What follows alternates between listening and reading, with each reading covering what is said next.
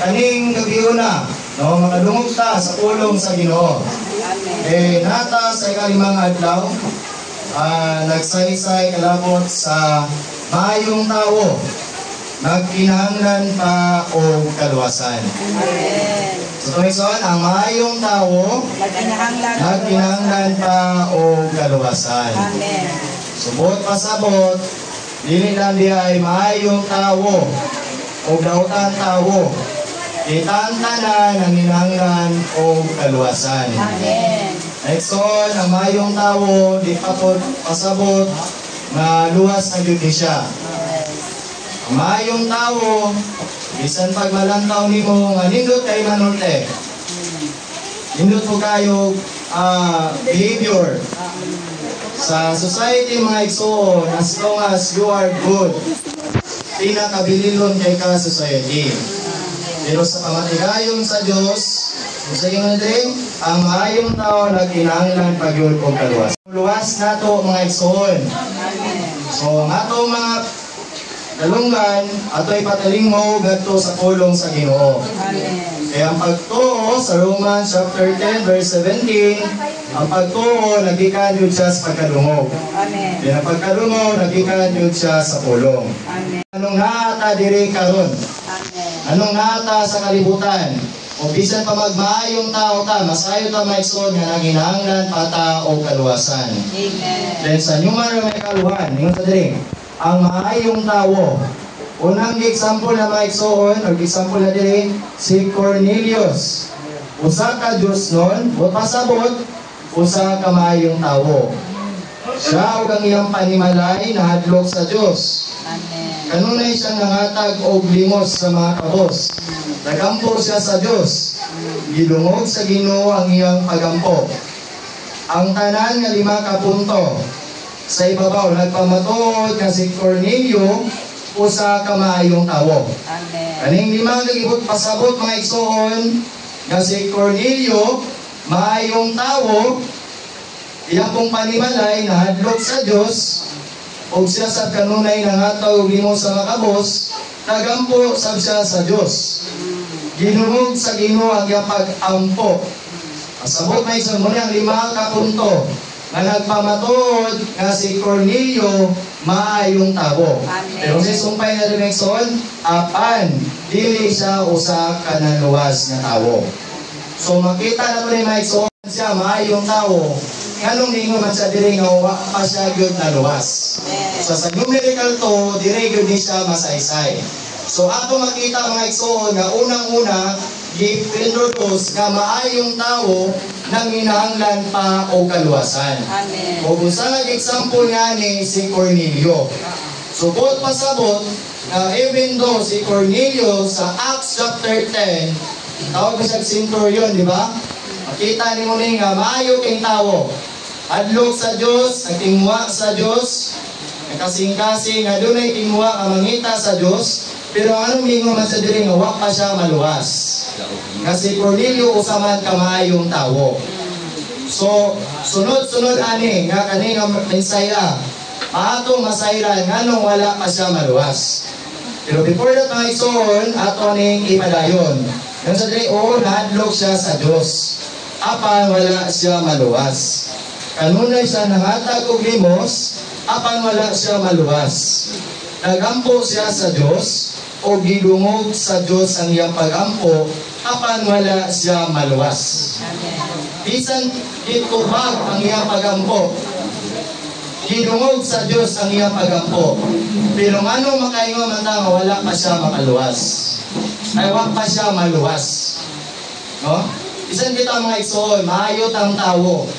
Pero anong wala pa man ta maluwas. So sa numerical to, mingon sa diri, nganong wala siya maluwas. Muna niya ang sagot na diri igsoon, muna niya ang answer. Maayo siya nga tawo, apan makasasala gihapon siya. May igsoon sa Romans chapter 3 verse 10, mingon sa dito, none is righteousness. Walay bisan usa nga matarong. Itang tanan mga igsoon from Genesis, kung imong lang tawon sa disobedience ni Eve, kung sa inay tawon ko na fall sila sa sin.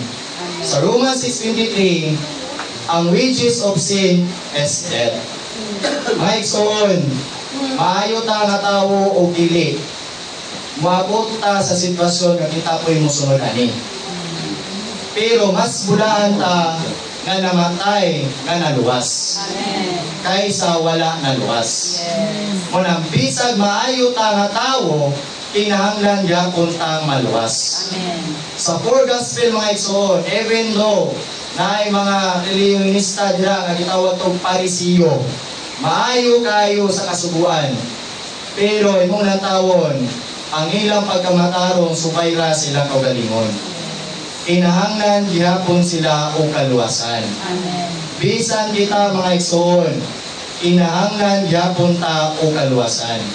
Ano man, kay kitang tanan makasasala. Amen. O bitaw na sa pagkahulog sa tao, ang Diyos, nangita Diyos siya sa tao.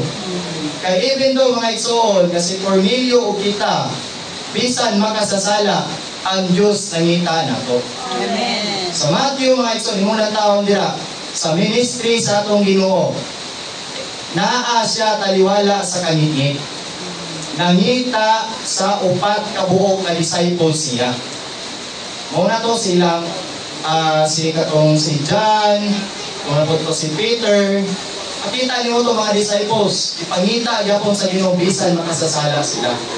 Bisan kita mga igsoon, even though masasasala ta, pero ang Diyos nangita na to. Amen. Ano man, kaya ang panatigayong sa Diyos, it cannot fulfill, dili matuman kung walay tawo. Yes. Unang the center of the universe is man. Muna, ang sentro sa kabuhatan sa Diyos, maugyod ang tawo. Amen. Even kita makasasala, ang Diyos nangita kanyang tubisan pa karon. Amen. May mga igsoon, Amen. ang gugma sa Diyos dapat kayo. Manang siya namatay sa krus, awalang nato. Muna maayo ta nga tao o dili, kinahanglan gyapon ta maluwas. Dahil nga sa dili maigsoon, siya usa ka maayong tawo, na niya ang tanan naguna, nga 5 ka maayong mga punto apan dili kaingon nga wala siya sala. Ang usa ka tawo dili walay sala tungod lamang kay wala kay siya nagtahod sa mga ginikanan, matinuoron, maaghok, maluluyon o mapuangaron. Maayo siya nga tao apan wala siya maluwas. Sabi, maayo siya nga tao apan mamatay mangyapon. Bisag unsa pa kadagang maayong punto ang nabatunan sa usa ka tawo, sa ngadto-ngadto kinahanglan ko banguniya kamatayon. Ang usa ka tawo nga moadto sa serbisyo sa Domingo kanunay nagamot og nahadlok sa Dios. Mamatay gihapon sa umaabot. Ang tanan niyang kaayo, kahadlok sa Ginoo, o paghatag og limos iya sa kaugalingon niyang paningkamot, tungod kay wala siya kinabuhi sa Dios, kinahanglan siyang maluwas. Nexon, dili makita nimo ang punto. Si Cornelio maayong tawo. Imo na ko ganiha. Wala pa siya maluwas tungod kay wala pa siya kinabuhi sa Dios. Amen. May nexon mo rin ang punto. Bisan pag maayo ka nga tawo, kung wala kay kinabuhi sa Dios, nagpamatuod, wala pa ka nagpas. Usa ka example ani. Kumasahon nato ang 1, kapitulo 3. 3 ngadto sa 5. Apilo nato ang kapitulo 4. Usa ang 2 ka punto dira mga igsoon. Dunay 2 ka tawo. Una, ingana nato Nicodemos. Si Nicodemos, usa ka tawo nga batid sa usab kasubuan. Ug moralidad ang isutan, labaw kini siya nato. Kaya sa kasubuan, iya yung nasunod. Pero mga igsoon, imong natawon.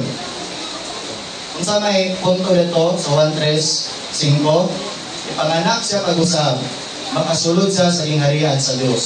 Amen. Kasi kung para may suod, kinahanglan siya makadawat sa kinabuhi sa Dios. At the same point sa Juan 4, Samaritanon nga babae, immoral. Ang 1:3, moral nga tawo. Kasabot, maayo kayo nga tawo, si Nicodemo. Pero kay wa pa man kay kinahanglan man sa kinabuhi sa Dios, ipanganak siya pag-usab. Amen. Ang Samaritanong sab nga babae, immoral sab. ay doon na pwede makabana. Gani, kay muna tao dito na makagpamanggani siya nga, wala sa ibana. Pero naingon magyod sa Ginoo nga dawaton gyapon niya ang ginabuhi. Ito makita ni mga igsoon, ang moral o immoral kapariha na sila. Kung wala sila ginabuhi sa Ginoo.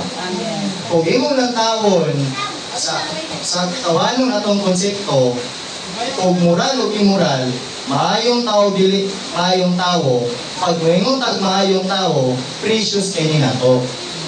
Ang immoral nga tao ay dili kay nato ni siya precious.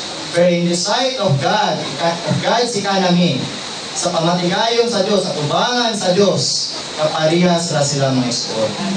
Ito na tao yung Genesis, doon ay kahoy dito, kahoy sa pagila sa maayo ug sa dautan.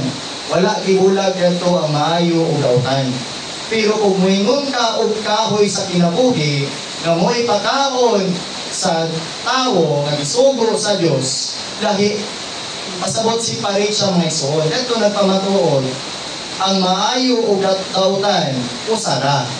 Pero kung kinabuhi sa Dios mo isgutan, lahi siya sa maayo ug dautan. Amen. Pero wala ko mingon diri nga dili na sa tamag ginamayo. Kay mingon naman ta brad, dili naman ko dahil ni makaluwas ang pagkamayo. Magdautan na lang tani. No, dili ko na sa maayo mga igsoon.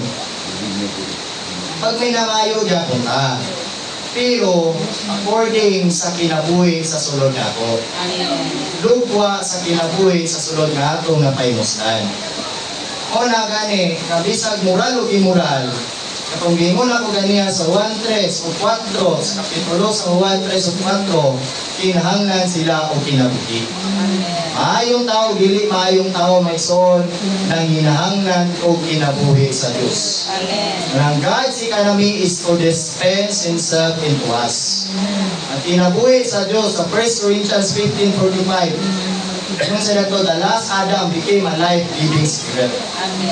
Ang kinabuhi sa Ginoo gihatag may son. Masabot, wala sa bayad. Libre ang kinabuhi sa Diyos. Ang libre ang kinabuhi sa Diyos, madawat na to, bisan karong gabi na. Unang kaluwasan sa Ginoo, wala nagsumikad, ugma. Nagsumikad sa karon mga igsoon. Yang Ginoo, dili man Ginoo sa ugma. Ang Ginoo, Ginoo siya sa present. Basihan sa Ginoo ang karon mga igsoon. Kung ngayon natayhim, nga kaluwasan karon, dili ang ugma ng igsoon. Unang salamat sa Ginoo, aron ta maluwas, kinahanglan ta makabaton sa kinabuhi sa Ginoo. Ingon ako ganiya, nasumala sa pulong sa Dios, ang kinabuhi sa Ginoo mga igsoon, libre gyud siya. Bisan pag maayog kautan ka nga tawo, kinahanglan ka maluwas, pinaagi sa kinabuhi sa Ginoo. Kung itong 5 ka punto, nga sa kinabuhi ni Cornelio, wag siya maluwas, bisan pag nagampo siya sa Diyos, naghatag sa limos sa mga tao, ano man sa luwas, iwa man sa kinabuhi sa Diyos. At tanan niyang pagpaningkamot, tanan niyang kamaayo, subay ra sa kaugalingon niyang pagpaningkamot. Pero kita nga nakinay kinabuhi sa Diyos, ang atong pagpaningkamot, subay sa kinabuhi sa Ginoo. It is the outflow of God's life mga igsoon. Mura karong gabi una, kitang tanan, maluwas yuta. Na makabaton sa kinabuhi ug sa Ginoo. Amen mga igsoon? Dayon sa iyong punto diri. Imuhon ta niyang Diyos sa kinabuhi o kinabuhi.